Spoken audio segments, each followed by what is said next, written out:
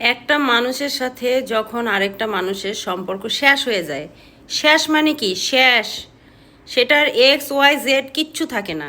সেই সম্পর্ক নিয়ে কথা বলা মানেই হচ্ছে সময় নষ্ট করা, সেই সম্পর্ক নিয়ে মনে করা মানেই হচ্ছে নিজের সময় নষ্ট করা।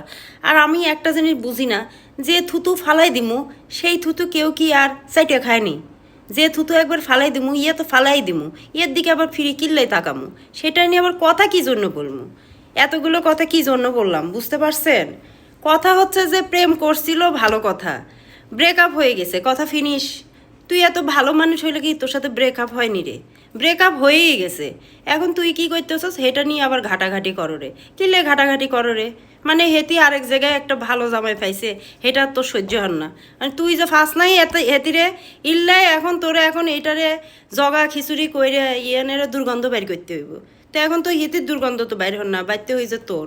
ইয়ান বুঝতে হইব, যারা এই যে প্রেম করো, কইরে কইরে আবার ব্রেকআপ করো, কইরে আবার স্যাকা খাও, তাদের জন্য বলতেছি।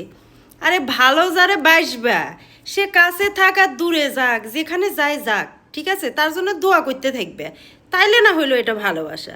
ভালোবাসে যেই ব্রেকআপ হয় বা অন্য কোথাও যখন বিয়ে হয়ে যায়, তাইলেই মনে কর তার নামে বদনামি শুরু করে দেয়। তোদের এগুন ভালোবাসা নি রে? হ্যাঁ, তোদের এগুন তো ভালোবাসা না। তোরা নিজেরাই জানোস না ভালোবাসা কি, অযথা ভালোবাসাবাসি করতে চাস আজাইরা।